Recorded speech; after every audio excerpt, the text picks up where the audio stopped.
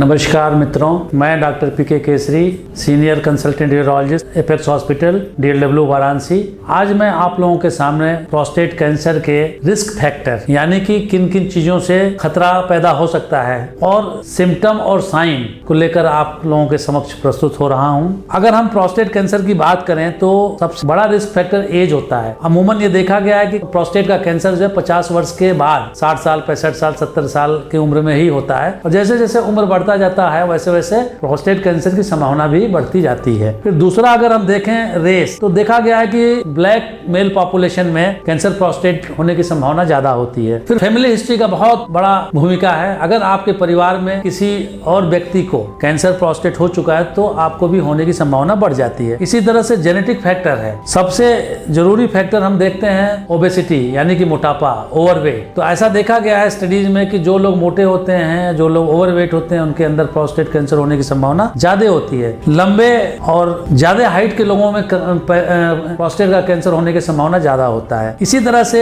Gene का जो अगर म्यूटेशन होता है तो उसको इनहेरिट कर सकते हैं हम अपने, जो है माने एक पीढ़ी से दूसरे पीढ़ी में भी वो जाता है। डाइट का एग्जैक्ट रोल कैंसर प्रोस्टेट में तो नहीं है, मगर बहुत सारे और कैंसर में डाइट का बहुत ही महत्वपूर्ण भूमिका है। इसी तरह से स्मोकिंग यानी धूम्रपान, कैंसर प्रोस्टेट में तो धूम्रपान की भूमिका कहीं से स्पष्ट रूप से नहीं दिखाई पड़ता है, मगर स्मोकिंग किसी भी तरह से आपके लिए हितकर या लाभकारी नहीं है, क्योंकि ये और तरह के कैंसर जैसे कि लंग कैंसर, यूरिनरी ब्लैडर का कैंसर करने के लिए ये हाई रिस्क फैक्टर में आता है। अब हम आते हैं कि क्या सिम्टम और साइन हो सकता है कैंसर प्रोस्टेट के मरीजों में। अगर आपको कैंसर प्रोस्टेट की संभावना लग रही है तो आप कैसे जानेंगे कि आपको कैंसर होने की संभावना है। तो सिम्टम क्या होता है जो मरीज बताता है, साइन क्या होता है जो डॉक्टर या कि चिकित्सक देखकर पता करता है। अगर आपको पेशाब करने में दिक्कत हो रही है, पेशाब की धार कम हो रही है, पेशाब करने में जलन या दर्द हो रहा है और पेशाब का फ्लो कम हो गया है, पेशाब में खून आ रहा है, सीमेन यानी कि वीर्य में खून आ रहा है, प्रोस्टेट ग्लैंड का होने का संभावना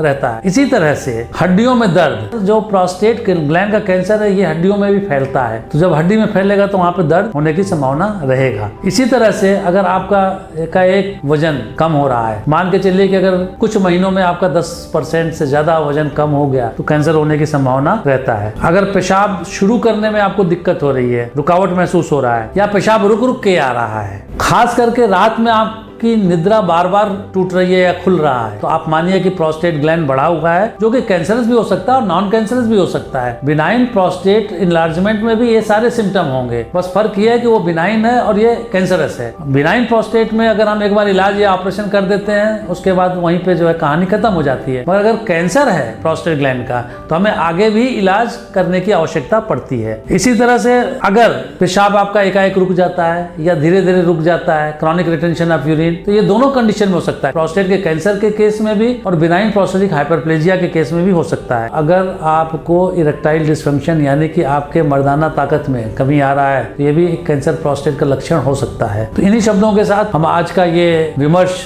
खत्म करते हैं। अगले वीडियो में फिर हम लोग अगले टॉपिक पे आपसे जो है कैंसर प्रोस्टेट के बारे में बात करेंगे। धन्यवाद।